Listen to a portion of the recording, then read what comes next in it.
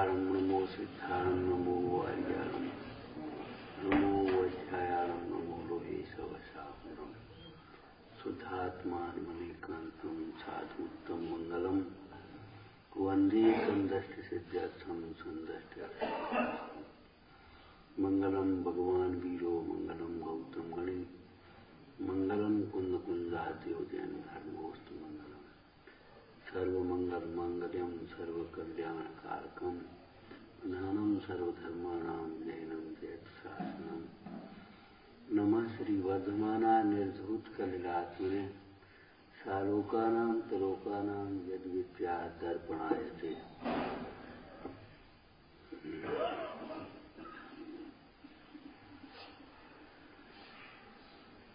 आदि शंकर शबदेव भगवान की, शासन नायक महावीर भगवान की।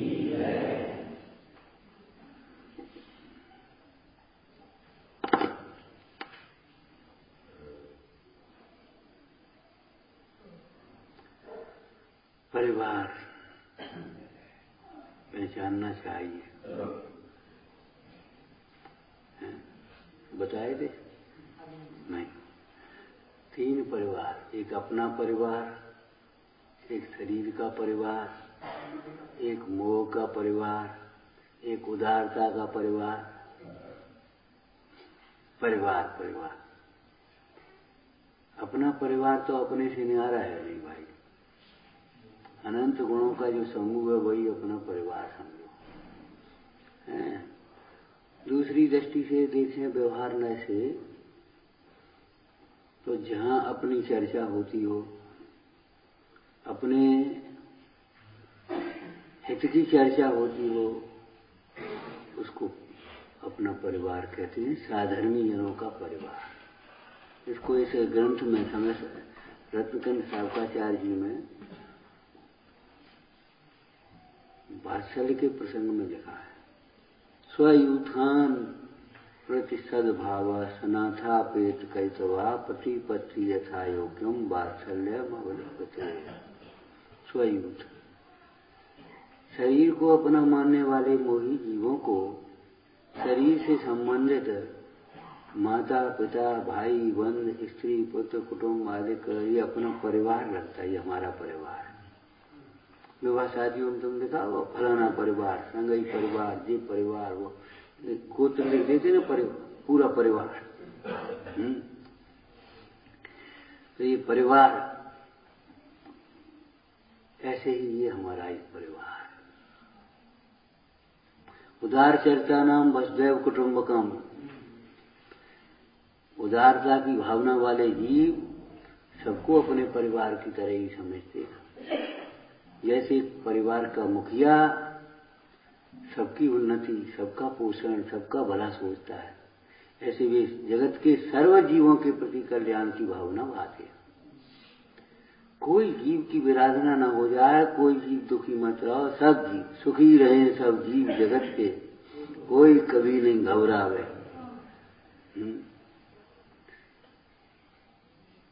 जब शरीर से भिन्न समझा जाए अपने को, तब ये सब परिवार अपने को अपना परिवार दिखेगा।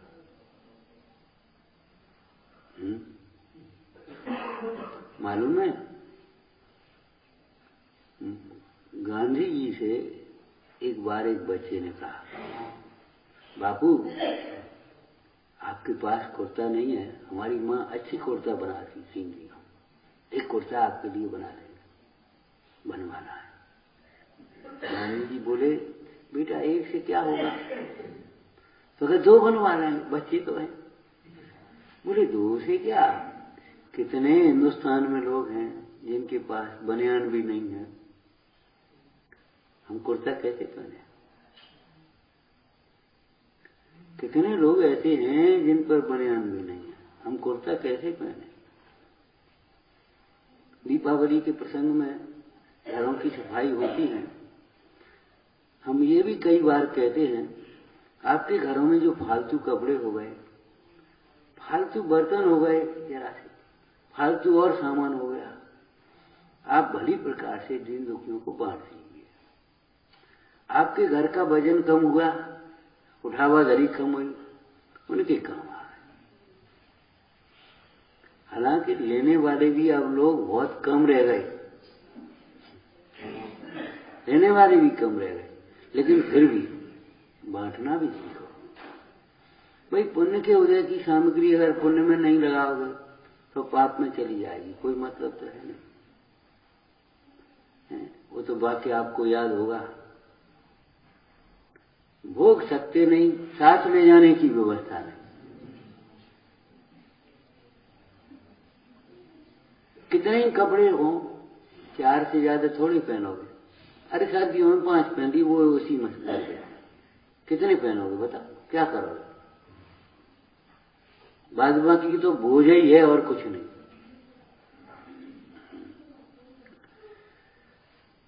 तो सारे विश्व को अपना परिवार समझने वाले भी लोग हुए। साधर्मियों का परिवार हमारा परिवार है। आपने संगठनों के प्रसंग में पढ़ा होगा, संघ परिवार। एक सदस्य दूसरे सदस्य को ऐसा समझता माने हमारे परिवार का है। अगर ये नहीं आया है तो वो कहेगा, उसके घर पहुंच जाए, कहो दो फोन लगा, कहे भैया क्या बात, तबीयत खराब तुम्हारी, क्या तकलीफ हो गई? चलो हम तुम्हारे साथ हैं। समझ में आया ना? संघ परिवार, विद्यालय परिवार।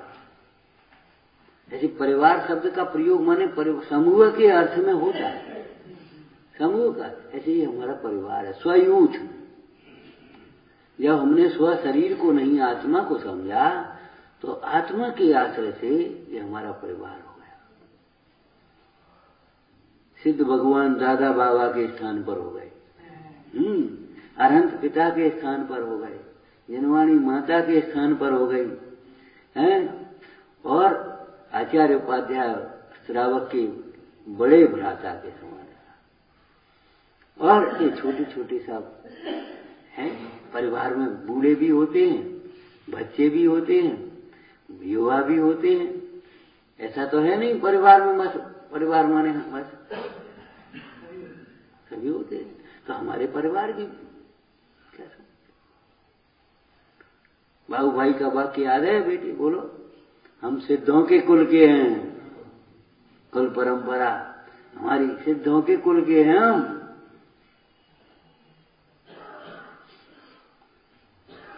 हमारे पूर्वज ऐसे थे, हमारे महापुरुष ऐसे थे। प्रथमान योग का सब स्वाध्याय करो भाई।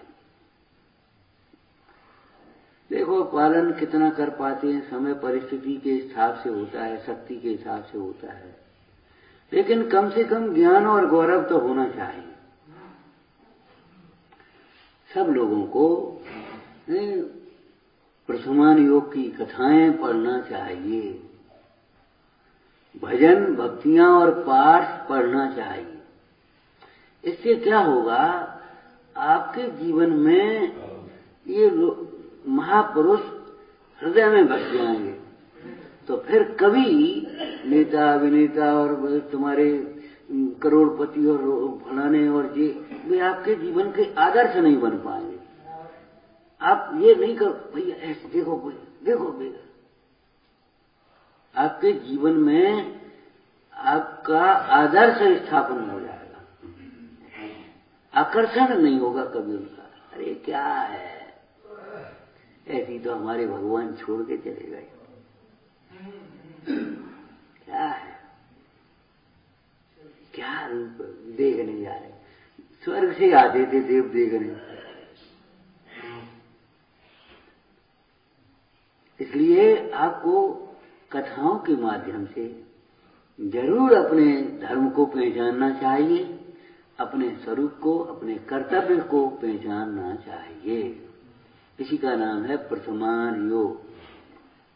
प्रथमान योग ये किस्सा कहानी नहीं है, ये तो आपको आपकी भाषा में कह देते कहानी की पुस्तक।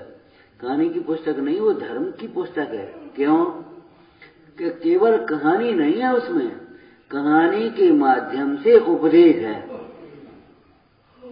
काय का उपदेश है? मुख्य रूप से बोलना। अरे अच्छी बताओ, बैठे कौन है बेचारे?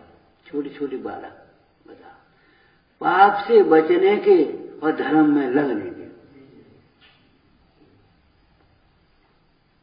पाप का फल और पुण्य का फल बता करके, पाप से तो चित्त भयभीत होता है। देखो आज भी कोई वैसी बात हो जाए, कोई खोटा भाव करे, रावण को तुम्हें याद है? रावण कहां गया? कितना राज्य था, सबरा धूल में मिल गया। क्या समझता तू? अगर पसमानी पड़ा झट से रावण की याद आ जाए। देखो खेल खेल में जरा से में जुआ खेल बैठे युधिष्ठिर, कैसी कैसी विपत्तियां आई, कैसी कैसी विपत्तियां आई। खेल खेल में जुआ खेल बैठे। कहूं अड्डा पे खेल भी नहीं गए थे जुआ खेल में, वहां बैठ करके तो अरसों नहीं पा सकते को नहीं। अपने को शर्त नहीं, समर्पण चाहिए। तुम ऐसा करो तो हम ऐसा करें, परिवार को विघटन करने के ये भी एक कारण होते, शर्तें लगती हैं हमारी तुम्हारी। धर्म मार्ग में तो शर्त होना ही नहीं चाहिए, भक्ति निष्काम होना चाहिए। धर्म कार्य बड़े निष्प्रय भाव से, उल्लास से करना चाहिए। ऐसा नहीं है तुम ऐसा करो, शर्त जानते हो धर्म के क्षेत्र में, बताओ भाई।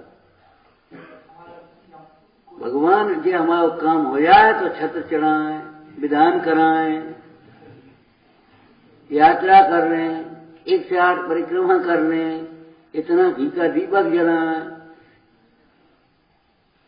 ये शर्तें की शर्तें नहीं। आप भक्ति करिए, पूजा करिए, निष्काम भाव से करिए। एक बात हमेशा याद रखो, बस बेटा आप पर्चे रख दो, आप पर्चे मत देखो, हमें देखो। बिन मांगे मोती मिले, मांगे मिले न भीख। बिन मांगे मोती मिले, मांगे मिले न भीख। अगर पुण्य का उदय न हो, भीख भी मांगने जाओ तो फटकार मिलती, चले आए सवेरे से यहीं, चलो चलो आगे बढ़ो। भीख भी पुण्य उदय हो तो मिलेगी, और पुण्य कहां से आएगा? तुमने दिया होगा तो मिलेगा। सवेरे ही चर्चा की थी, कल की थी। देखो भैया, दान पूर्वक भोजन करना चाहिए। श्रावकाचार में तो ये लिखा है कि एक रोटी भी मिले तो 1 गिलास उसमें से दान कर दो। अब एक बालक ने पूछा 1 गिलास से क्या हो जाएगा, कौन का पेट भरेगा? अरे भाई चिड़ी कबूतर, और 1-1 गिलास निकालेंगे तो कितने गिलास हो गए? कोई जानवर कतल खाने नहीं आएंगे, कोई पक्षी भूखों नहीं मरेंगे, 1-1 गिलास तुम निकालो तो सही। इन बच्चों को नहीं मालूम होगी, आप लोगों को मालूम होगी। लाल बहादुर शास्त्री के समय अन्न की बहुत कमी आई तो उन्होंने कहा भाई 1-1 टाइम का आप भोजन, 1-1 टाइम बस, सप्ताह में 1 दिन। जैनियों के एकादश और वही अष्टमी चतुर्दशी के आ गए।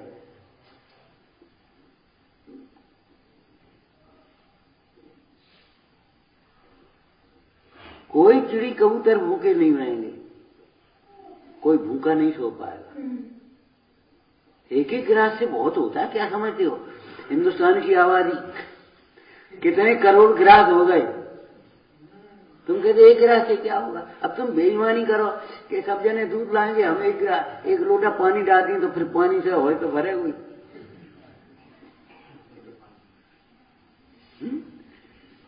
तो विचार ना, 1 गिलास। एक फल तो ये है, दूसरा फल हमने तो बताया था, इसकी इस प्रकार से भोजन करा के भोजन करने की भावना है। वो तो भूखे मरेंगे कि नहीं मरेंगे, क्या होगा उनके उदय की बात है, वो तो हम कह रहे हैं। लेकिन हम आपके लिए ये कह रहे हैं, आप कभी भूख से परेशान नहीं होंगे, आपको कभी रोटियों की समस्या नहीं आएगी, बुढ़ापे में नहीं आएगी, बीमारी में नहीं आएगी, घर में नहीं आएगी, परदेश में नहीं आएगी, चाहे कहीं चले जाओ। जिसने आहार दान किया होगा वह भूख से पीड़ित नहीं रहेगा और अल्पकाल में भूख से रहित हो जाएगा। दान का मतलब ये नहीं है कि कभी चंदा का प्रसंग हुआ तो 1500 लिखा दिए या कोई बोली ले ली या चलो गोलक में डाल दिए रुपया 2 रुपया हम होगा एक दान। अरे ये कोई दान नहीं है, ये तो एक व्यवस्थाएं हैं थोड़ी सी। बाकी मूल में आहार दान। एक नियम बनाओ कि भाई भोजन में से कुछ निकाल करके तब भोजन करें। सामूहिक भोजन आपका चौका जो बनता है एक एक गिलास अलग अलग सब्जी ने नहीं निकालो तो एक रोटी निकाल दो, खत्म मामला। और ज्यादा लोग होते हैं, चलो भाई किसी एक आदमी को भोजन करा के तब भोजन करें, चाहे कि भी वो ऐसे कहा हो जाए, अरे देखो कितना प्रेम बढ़ता है, चलो आज भोजन, चलो आप भोजन कर लेना। कितना प्रेम बढ़ता है मिल बांट के खाने से। अब नहीं तो मेरो पेट हाउ मैंने तो खाओ, तो फिर अब होना क्या है? पेट तो कभी भरेगा नहीं, न पेट भरेगा न पेट ही भरेगा। ये हमारे प्रेम की बातें हैं। तो विचारना ऐसे ही ज्ञान दान के संबंध में। अब भैया अपन तो ज्यादा पढ़े लिखे नहीं, अभी पढ़ नहीं है, प्रवचन करा भैया, चलो हम बुलाएंगे तो प्रवचन कर दे, व्यवस्था कर दे, ज्ञान दान करो और करा, ठीक है, ये भी एक ज्ञान दान है। लेकिन सुनो, एक नियम रहे कि एक लाइन हम किसी एक को जरूर सुनाएंगे, सिखाएंगे।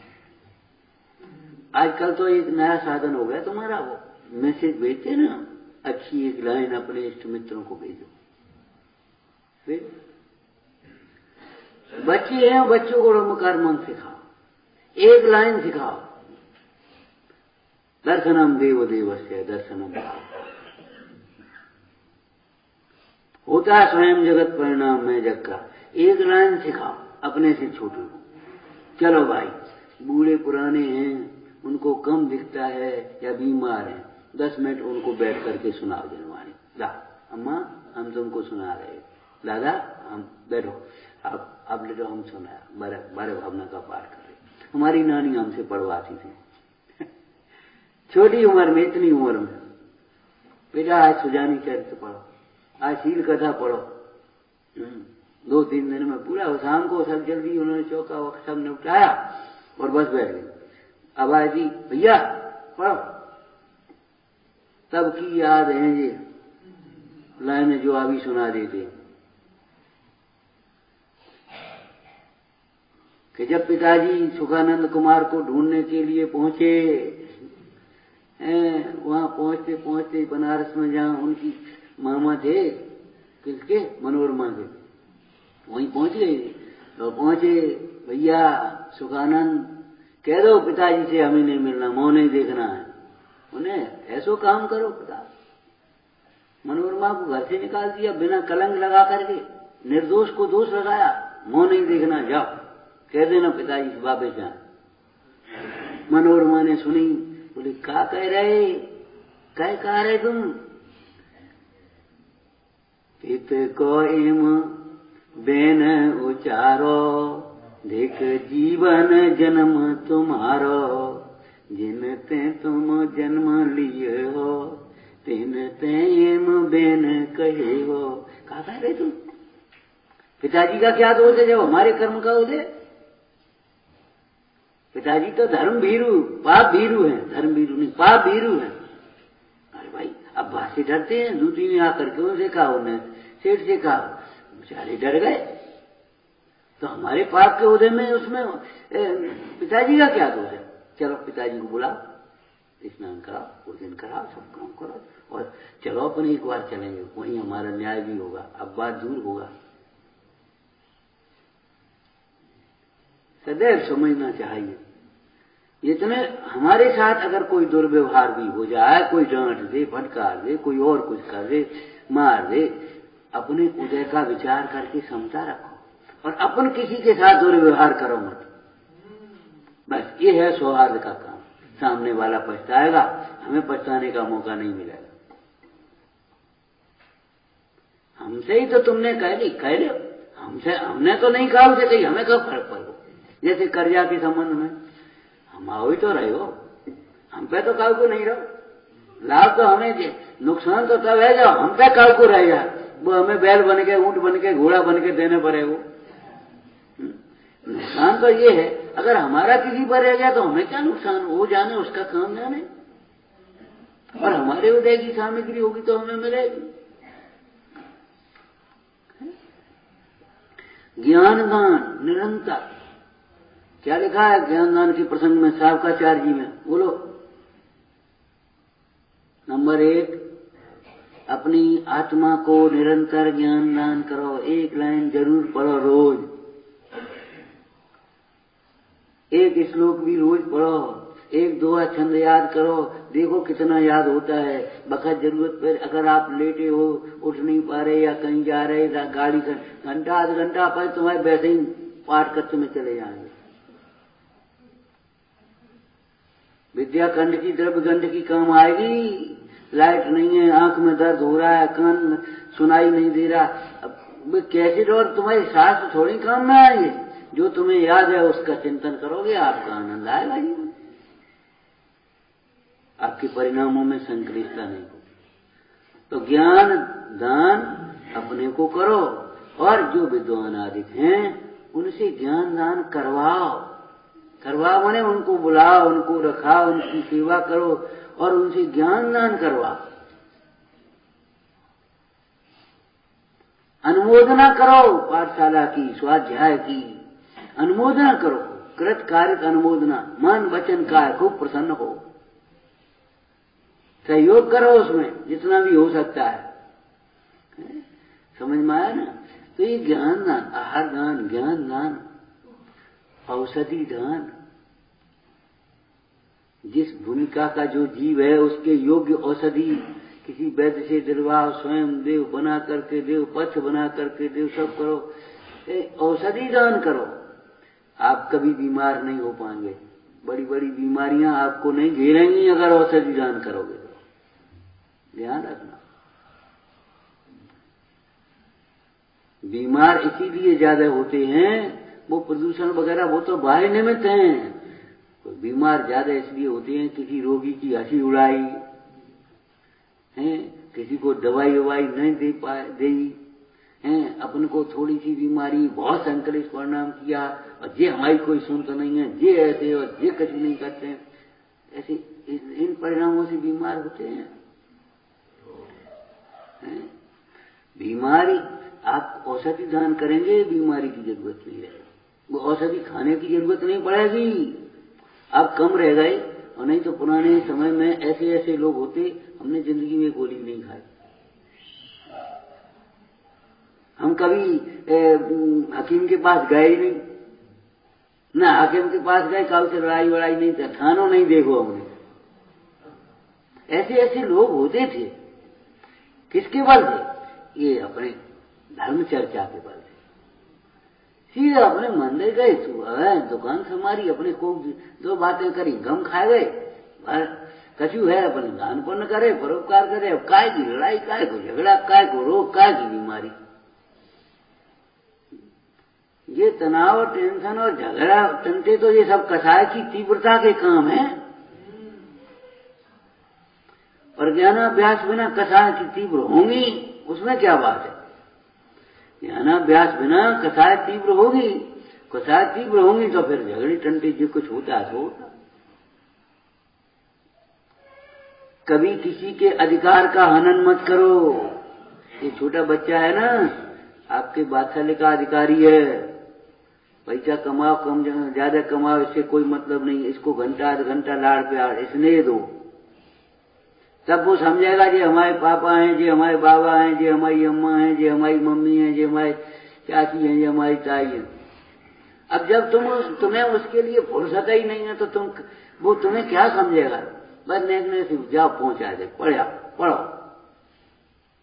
अब न उन्होंने दादी देखी, न बाबा देखी, न अम्मा देखी, न चाची देखी, कछु देखो ही नहीं। अब पारिवारिक सौहार्द आएगा कहाँ से?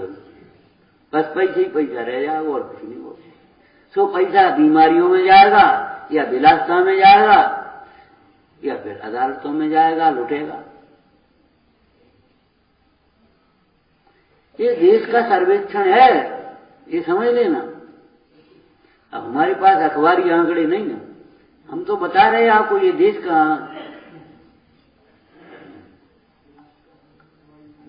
टीवी के सामने बैठ करके न तो भोजन बनाओ, सोदो, कुछ मत कि सब्जी बना ली टीवी के सामने, भोजन विकृत हो जाएगा, ध्यान रखना।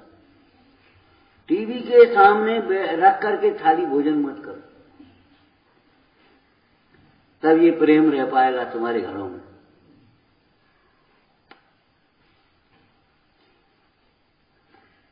ये कान में फिल्में और जो तुम्हारे चल गए, जो हम नहीं जानते तुम्हें मोबाइल में कछु होता है ना वे, जाने कितनी चीजें, अब क्या कहें, नेट और बेड, जाने कितनी चीजें, बेड शॉप और फलानो शॉप और जन क्या करें, हमें नहीं मालूम। हंसने की बात नहीं मालूम भाई, क्या करें।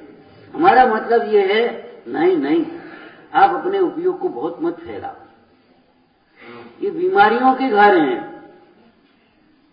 सुविधा भोगी मत बनो, हर काम मशीनों के आश्रय मत करो। अपनी भोजन सामग्री, जैसा खाए अन्न तैसो होए मन, जैसा पिए पानी वैसा होवे वाणी। ये तुम्हारे उल्टे सीधे फास्ट फूड जिनसे बहुत दूर रहो, बहुत दूर रहो, हमारे घर में नहीं आए। वो बढ़िया बची आई, वो में डारी करी, हम बन गई भट। अरे नहीं भैया, अपने आप कम से कम विवाह शादी से पहले विशेष रूप से लड़की को 1 साल की रसोई और घर की ट्रेनिंग हो जाना चाहिए मां के साथ में। और नहीं तो वो जाए पढ़ते रहे, पढ़ के वहां पहुंच गए, अब क्या करें बेचारे। वहां सोची बहू आ गई बस अपने, अब बहू ने कहा अब क्या करें बता। विचार करो, 5 साल की पढ़ाई के बाद डॉक्टर की भी ट्रेनिंग होती है, इंजीनियरिंग की भी ट्रेनिंग होती है, कलेक्टर की भी ट्रेनिंग होती है, और यहाँ कभी ट्रेनिंग नहीं, गृहस्थी का फोकट किया था।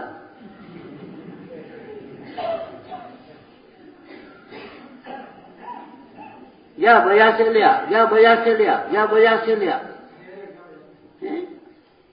क्या करते हो भैया, अपना भोजन, चाहे किसी के हाथ को भोजन कर रहे, दया शून्य लोगों के हाथ का भोजन, स्वार्थी जिन्हें केवल पैसा, उनके हाथ की तुम भोजन कर रहे वहां से। अब हमें का मिलो, कुछ पता हो तुम्हें? आलस छोड़ो, सवेरे जल्दी उठो। तुम्हारी किताबों में वो सोने का हंस क्या कही थी? हंस की कोई है, सवेरे बेटा जाओ, वो हंस है, उसका दर्शन करने से अपने घर में समृद्धि बढ़ती है। बच्चे आलसी थे, उन्हें अच्छा तो गए, देखी खेत पे वो अपना नौकर अपने काम कर रहे, वो दूध वारो, वो अपना दूध लेके वो हम पानी मिला रहो। अरे तुम्हारे भी क्या हो रहा है? जो वे सवेरे पहुंचना शुरू हुआ सेठ कुंवर साहब का, सवेरे चौकन्ने हो गए, हमने नहीं सुन।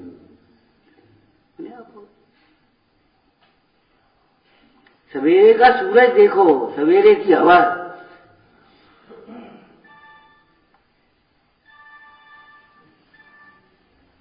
इससे आपका सौहार्द होगा। सौहार्द माने माथा ठंडा रहेगा, गर्म नहीं हो पाएगा।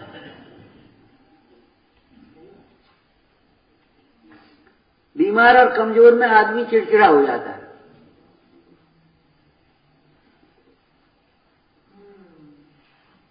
बच्चे से कहे बाजार की मत खाओ, घर बनाए थे तो खवाओगे नहीं, बाजार में नहीं खाओ तो क्या करे वो बच्चे क्या जितेंद्री हो गए, बाबा जी हो गए था। ये गलती आपकी है। आपको बच्चों की रुचि के अनुसार, स्वास्थ्य के अनुसार भोजन बनाना आना चाहिए। और बिंदु में तो हमने कहा था, हर बच्चे को भोजन बनाना आना चाहिए। जैसे राष्ट्रीय स्तर पर हर बच्चे को सैनिक होना चाहिए, देश की आपत्ति विपत्ति में काम आए, ऐसे ही हर बच्चे को रेड क्रॉस स्काउटिंग सिखाते ही नहीं बच्चों को, छोटे छोटे बता क्यों, क्या जरूरत है? अरे पता नहीं कब किसको क्या जरूरत पड़ेगी, कोई कुछ बात हुई तो कम से कम फर्स्ट एड तो कर दोगे। डॉक्टर तक पहुंचे पहुंचे उसकी प्राण तो नहीं चले जाएंगे। हमें कुछ बात ही नहीं तो बताओ क्या करें। अज्ञान से तो आपका पतन होगा। अज्ञान में तो क्रोधाधिक भाव होते हैं, प्रेम कहां होता है अज्ञान में? ऐसे ही हर बच्चे को भोजन बनाना, कपड़े धोना, अपना कम से कम दैनिक चर्या करना आना चाहिए। और नहीं तो बच्चा बाहर जाएगा तो क्या करेगा, फिर बता होटल का खाएगा, कहीं कुछ खाएगा, कहीं टिफिन मंगाएगा, कुछ मजबूरी बनाना आती नहीं तो करेगा क्या, बताओ। हर बच्चे को भोजन बनाना आना चाहिए। अरे घर गृहस्थी में भी कब काम पड़े, कभी अकेले करोगे क्या आप, बताओ। अपना पेट भर जाना तो आना चाहिए। शाब्दाचार्य में तो लिखा अपना पेट तो चिड़ी कबूतर भर लेगा। और तुम अपना भी पेट नहीं भर पा, तुम बाजार में देखो तो अब हम क्या कहें, चिड़ी कबूतर से गए बीते हो गए भाई। तो पारिवारिक सौहार्द के लिए या सामाजिक सौहार्द के लिए हैं, एक तो हर सदस्य को देव दर्शन से जाना है। देखो भाई, महीने 2 महीने में एक आध बार निकला करो, 4 लोग 6 लोग घर घर जाओ, भैया जो दर्शन नहीं करते उनको बड़े प्रेम से भैया आओ करो, जो करते स्वाध्याय के लिए प्रेरणा किया करो, अच्छे कार्य में लगाओ। सौहार्द शब्द का अर्थ बताया ना, सौहार्द सौहृद से बना है। सौहृद माने मित्र। मित्र किसे कहते हैं, जो विपत्ति से बचावे, दोषों को छुड़ावे, धर्म अच्छे कार्य मार्ग में लगावे। तो आप मित्र, अच्छे मित्र बनो। सौहार्द, सौहृद, सुंदर हृदय, सुंदर भावनाएं, त्याग की भावना रखो। आप बड़े को छोटे के लिए, छोटे को बड़े के लिए आदर और स्नेह के व्यवहार घर में रहना चाहिए। और बड़े बनना माने उम्र से बड़े थोड़े ही हो गए, अधिकार से बड़े थोड़े ही हो गए। बड़ा कौन होता है मालूम है, जो छोटों के लिए ज्यादा सोचता है, सबके लिए सोचे, वो बड़ा हो गया। अगर आप छोटों के लिए आप नहीं सोचते तो बड़े काहेंगे।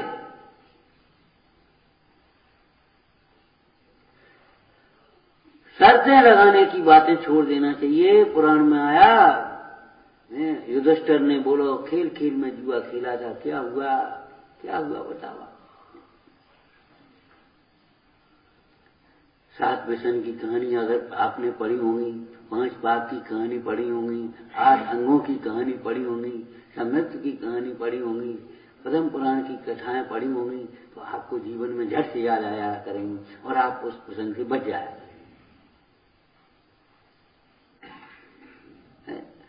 तो बच्चे छोटी छोटी पुस्तकों के माध्यम से, कथाओं के माध्यम से पढ़े। फिर आप क्रियाओं को, अपनी क्रियाओं को पहचानो। दर्शन, पूजा, स्वाध्याय, भोजन, व्यापार, व्यवहार कैसे किया जाता है, कैसे बोला चला जाता है, बड़ो सत्य वचन के संबंध में कैसे बोला चला जाता है। सभ्यता आना चाहिए बोलने की। घर घर में, शाब्दाचार्य जी ने लिखा, घर घर में अयोग्य वचन के कारण से बहुत कलह होती है। और लोग कह देते देखो और कोई बात नहीं, वो तो बात की बात है, बात की बात है, ऐसे नहीं बोलना चाहिए। हाँ, नहीं बोलना चाहिए, बिल्कुल सही है, नहीं बोलना चाहिए। छेदन करी, भेदन करी, अभिमान आदि की भाषाएं नहीं बोलना चाहिए, बिल्कुल नहीं बोलना चाहिए। समझ में आया? भाषा पर बहुत अनुशासन रहना चाहिए, संयम रहना चाहिए। विचारों में भी संयम रहे, वचन में भी संयम रहे और हमारी क्रियाओं में भी संयम रहे। बस अब काया का दुख है, दुख तो मिथ्यात्व का है, असंयम का है, प्रमाद का है, कसायों का है। दुख का कोई परद्रव्य का है कि आत्मा का है?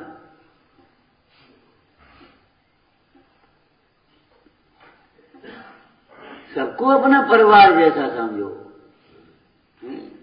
ये तो छोटे छोटे भजन है, रहा पड़ोसी भूखा बैठा तूने रोटी खाई क्या, भला किसी का कर न सको तो बुरा किसी का नहीं करना। ये तो एक लौकिक नीति की बातें हैं, इतनी नीति भी नहीं है।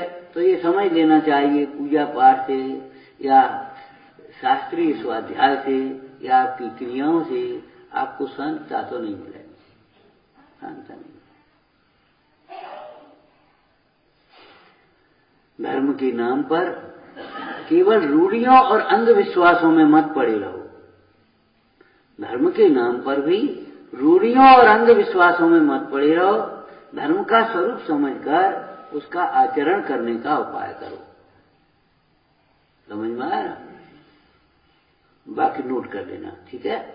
धर्म के नाम पर भी, वैसे तो धर्म से मतलब नहीं, और धर्म के नाम में आए तो या तो रूढ़ी में पड़ गए, रूढ़ी का स्वाध्याय, रूढ़ी की पूजा, रूढ़ी का दान पुण्य, रूढ़ी के काम, बस नहीं।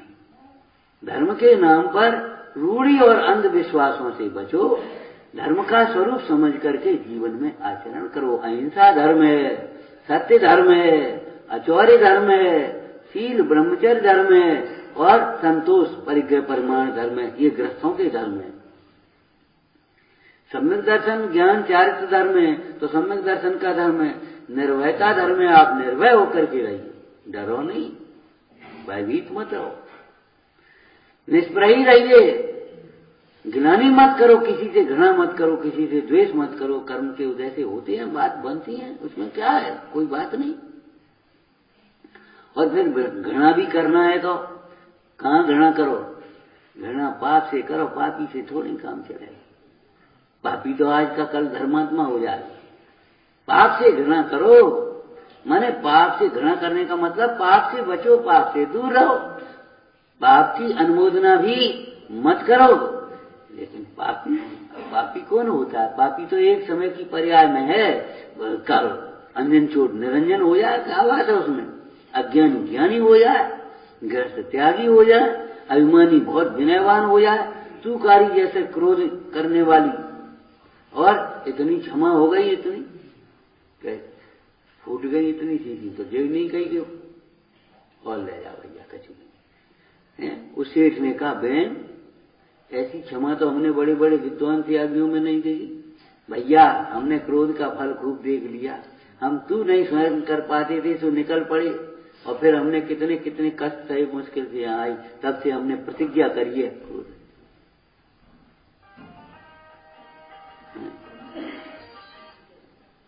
समझ में आया ना? प्राप्त सामग्री में संतोष, रहन सहन में सादगी, ये सौहार्द का मूल मंत्र है। प्राप्त सामग्री में संतोष और रहन सहन में सादगी। अब आपको ज्यादा कलह की नौबत ही नहीं पड़ेगी, कोई बात ही नहीं होगी, आपके विकार खोटे परिणाम आएंगे ही नहीं। और नहीं तो इतने से क्या होगा, और फिर अगर सादगी संतोष का जीवन है तो इतने को क्या होगा, कितना शब्द बदल गया, इतने से क्या होगा, और इतने को क्या होगा, कितना अंतर हो गया बोलो, कितना अंतर हो गया बोलो। अधो से ऊर्ध्व गति का द्वार खुल गया, नरक से स्वर्ग बन गया हमारा जीवन और हमारा घर और हमारा समाज।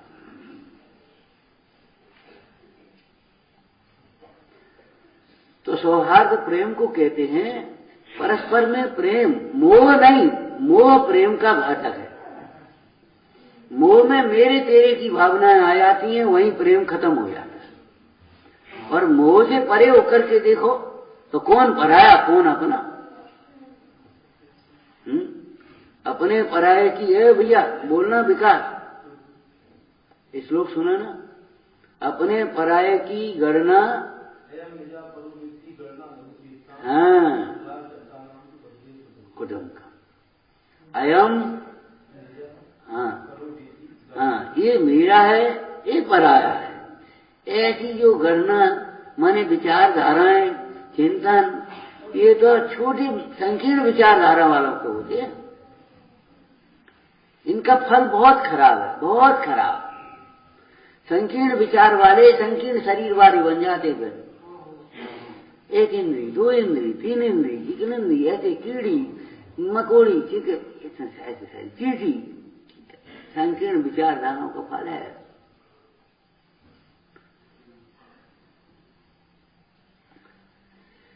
तो कर्म का फल भी आपको वर्तमान योग भी आना चाहिए, और आपकी पुस्तकों में जो लिखा है इस परिणाम का ये फल है, इस परिणाम से ऐसे कर्म बंद होते हैं, इन कर्म के उदय से ऐसा होता है, तो ये सब भी ज्ञान होना चाहिए। इससे आप आपस में एक दूसरे को टोकना भी सीखेंगे और अपने को भी टोकना सीखेंगे, भयभीत होगा आपका चित्त। जैसे देश में इस अपराध का ये दंड है, इस अपराध का ये दंड है, इस अपराध का ये दंड है, तभी तो अपराध से बचता भैया, वो सजा हो जाएगी, वो जुर्माना हो जाएगा, वो फलाना काम हो जाएगा। ऐसे ही यहाँ कर्म का बंध और कर्म के फल की जानकारी आपको होना चाहिए। इसलिए कक्षाओं में स्वाध्याय इस तरह का कराओ। धर्म की क्रियाओं को, धर्म के प्रयोजन को समझो, धर्म का स्वरूप समझो। खाली चर्चा ऊपर ऊपर से न रह जाए, ऊपर ऊपर नहीं निकल गई खबरी, भीतर कुछ पतो ही नहीं पड़ो का है का नहीं, और जरा जरा सी बातों में मन बिगाड़ते रहे, लड़ते झगड़ते रहे, दोषारोपण करते रहे, और ये चर्चा अपनी जहां की तहां बनी रही। ऐसे शुष्क ज्ञान से कल्याण का मार्ग नहीं बनेगा। समझ में आया ना? तो हमारे अंतर में प्रेम कैसे बढ़े, इस बात को सोचो। मोह घटेगा तो प्रेम बढ़ेगा, और मोह बढ़ेगा तो प्रेम घटेगा। सीधी बात। मोह में बस वो गड्ढे का पानी है, बस हमें का मतलब का उसे, हमें का उसे का मतलब, हमें का लेने देना, बिल्कुल नहीं लेना देना। बात सच्ची है, लेकिन जहां अपेक्षाएं रखते हैं सो तो सब लेने तो सब है और देने नहीं है। अरे भाई, जमीन में पानी देओगे तो फिर पानी मिलेगा, नहीं तो वाटर लेवल नीचे जाएगा कि नहीं जाएगा, ये बताओ। जमीन में बीज डालोगे तो उसका वृक्ष आएगा, अब बीज नहीं देओगे तो वृक्ष कहां से आएगा? क्यों भाई बताओ? नहीं, बीज नहीं डालेंगे हम जमीन में, अब वृक्ष आना चाहिए, फसल आना चाहिए। अरे बोगे तो काटोगे, बोगे नहीं तो काटोगे क्या, ये बताओ।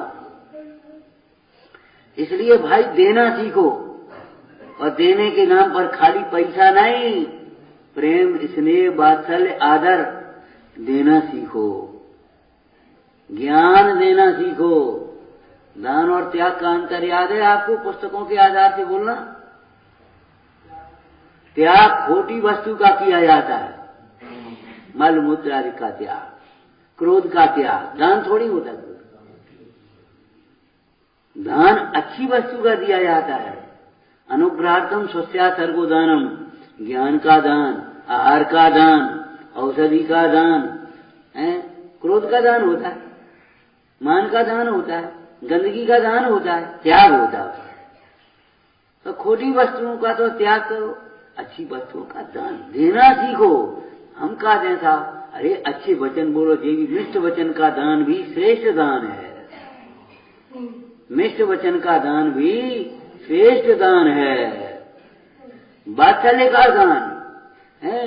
ऐसे ये दान, ये तो महाराज हमने पढ़े ही नहीं कि ये तो हम कह रहे, इसीलिए तो ये विसंगति हो रही है।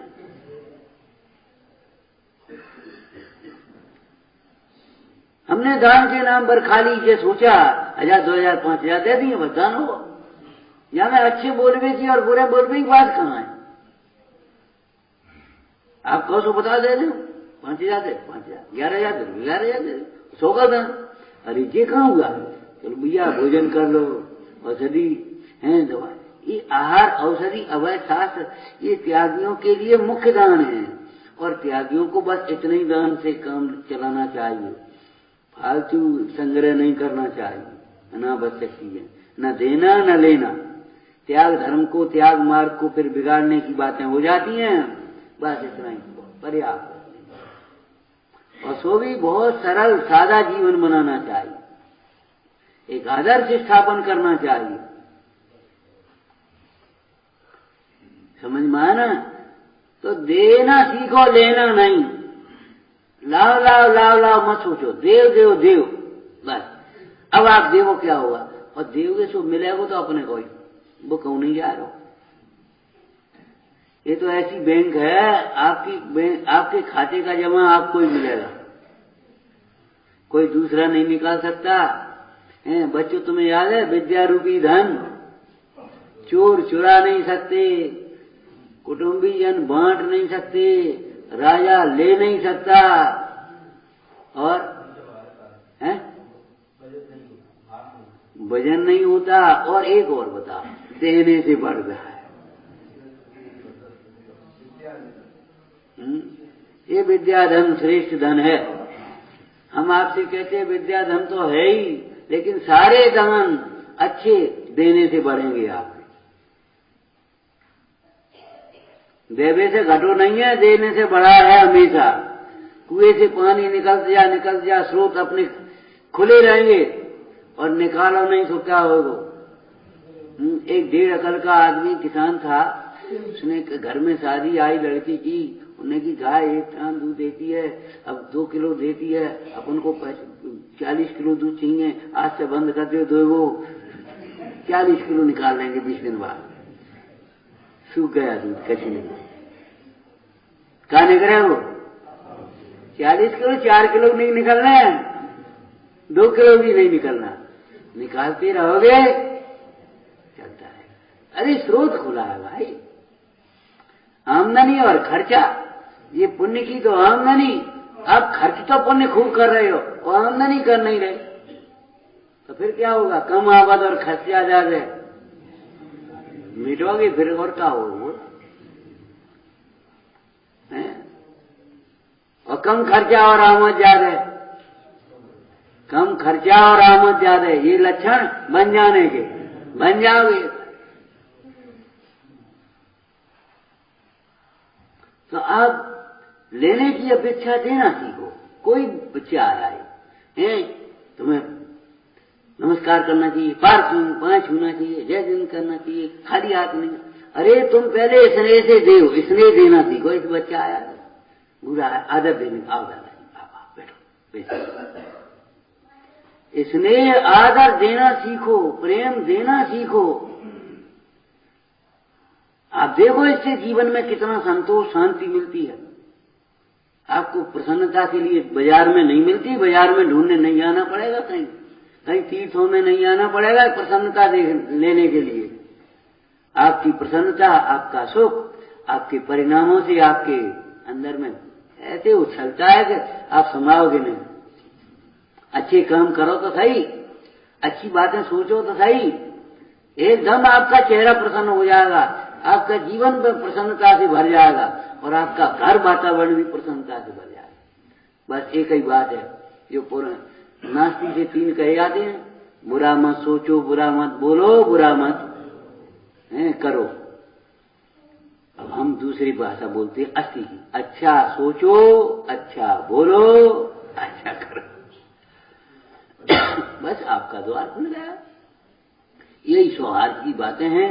बाकी आप खूब स्वाध्याय करो आनंद से। आपके जीवन में जब आपका जीवन में उछलेगा तो बाहर तो आएगा ही। घड़ा में पानी भर दो, अब ऊपर से ठंडा तो होना ही है, उसमें क्या है।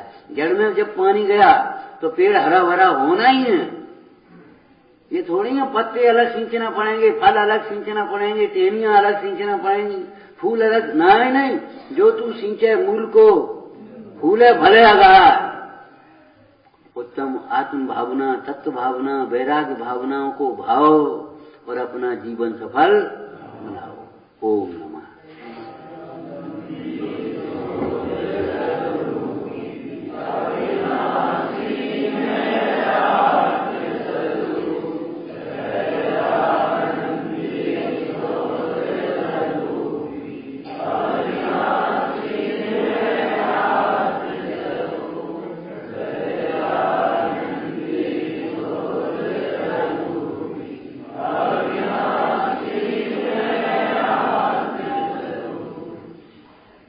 परिवार में सौहार्द के लिए कसाय छोड़ें, संबंध नहीं। चेतन की तुलना में अचेतन को महत्व नहीं दें। धर्म से ज्यादा धन को महत्व नहीं दें। बड़ों का आदर करें, छोटों से स्नेह करें। प्रत्येक प्रसंग में भूल मेरी ही है ऐसा सहजता से स्वीकार करें। झुकाने मनवाने का नहीं, झुकने का अर्थात स्वयं मानने का प्रयास करें। कैसे सुंदर सुंदर वचन अभी और अपन स्वाध्याय में सुन रहे थे। मोह घटेगा तो प्रेम बढ़ेगा, है ना। ये सब बातों का सचमुच जितना जितना अपन प्रयोग करेंगे, अपना जीवन उतना शांतिमय, उतना आनंदमय होगा। और अपने जीवन को देख देख करके सभी जीव भी सीखेंगे, जुड़ेंगे। ये प्रेरणा के लिए से आसपन एकत्रित हुए। बहुत सुंदर सुंदर एक दो सूचना आपको देना है।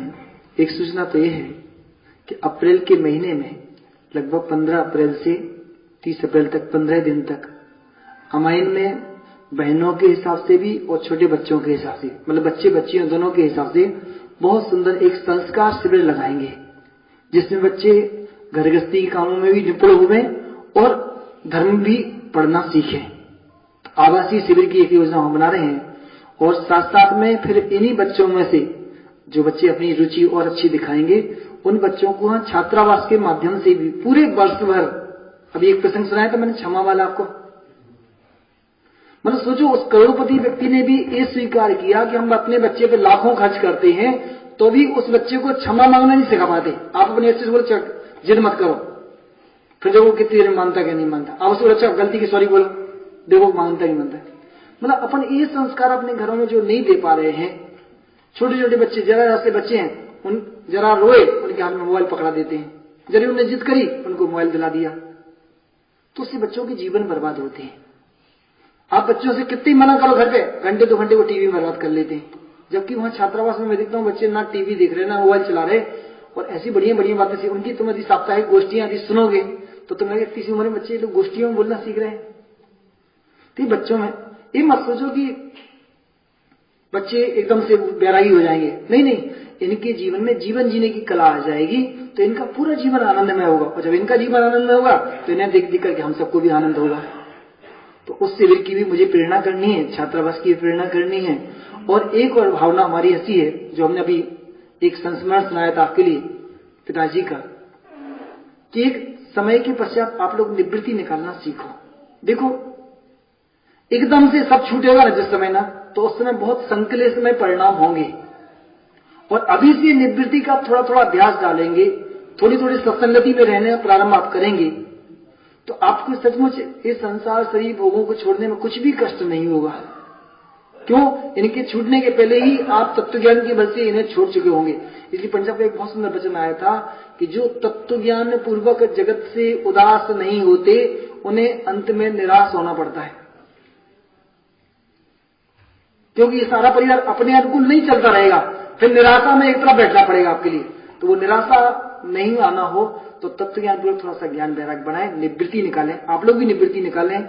और आपकी रिश्तेदारी नातेदारी में कोई साधर्मी यदि किसी प्रकार की आजीविका से परेशान रहते हैं, धर्म भावना से अपना जीवन धर्म यापन करना चाहते हैं, तो उनका भी परिचय हमसे कराएं, उनको भी हम लोगों से जोड़ें, तो उनको भी योग्य स्थान पर पढ़ने सीखने की व्यवस्था बन सके। बल्कि पंजाब की इतनी उत्तम भावना है कि जैसे द्रोणागिरी जी में एक पुजारी प्रशिक्षण सेंटर चलता है, मतलब वहां पर ऑफिस मैनेजमेंट, पुजारी प्रशिक्षण, कंप्यूटर, अकाउंट, विधि विधान, प्रतिष्ठा पाठ, पूजा विधान वगैरह कैसे कराना, ये सारी वहां पर ट्रेनिंग दी जाती है 9 महीने की। तो ऐसा ही एक संस्थान अपन अपने अमाइन में भी चलाना चाहते हैं, ताकि अपने आसपास में जो गरीब वर्ग के लोग हैं जिनको आजीविका की समस्या है, उनको व्यवस्थित 8-9 महीने इसलिए जो ज्ञान दे दिया जाए तो वो अपनी स्वाधीनता से 8-10 हजार रुपये महीने कमा भी सके और अपने तीर्थ क्षेत्रों की व्यवस्था हो जाए। आज अपन जिन क्षेत्रों पर जाते हैं, कहीं चंदन लगाया जा रहा है, कहीं वो कैसे ही पानी ढाल रहे, कहीं गंदोदक भी कैसा कर रहे हैं, तो अपने को देख के दर्द होता है। लेकिन कल जब अपने से जुड़े हुए तत्वज्ञानी जीव वहां पहुंचेंगे, ज्ञानाभ्यास करने वाले जीव उन क्षेत्रों की व्यवस्था करने पहुंचेंगे, तो उनकी वह शुद्ध क्रियाएं देख करके अपने को भी हर्ष होगा कि चलो देखो कितना विवेक से पानी छानते हैं, कितने विवेक से भगवान का अभिषेक करते हैं, गंदोदक वगैरह कितना विनय से रखते हैं, द्रव्य वगैरह कितनी विनय से संभाल करते हैं, मंदिर की कितनी अच्छी संभाल करते हैं।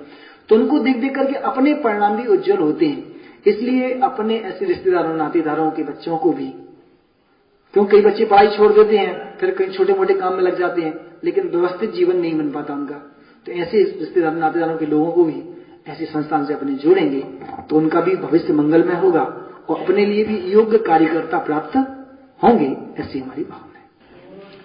तो गंगाए बीत रागवाणी अचिन्ह धारा निज कर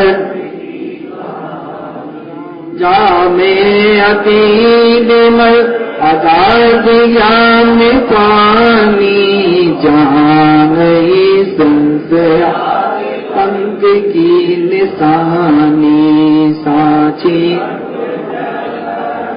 उछलत सुखदानी संत चित मराल रंद रमेने जाके अवगाहन पे सोते प्राणी आगे चंद निश्चय घटनाई आप साची तो ब्रह्म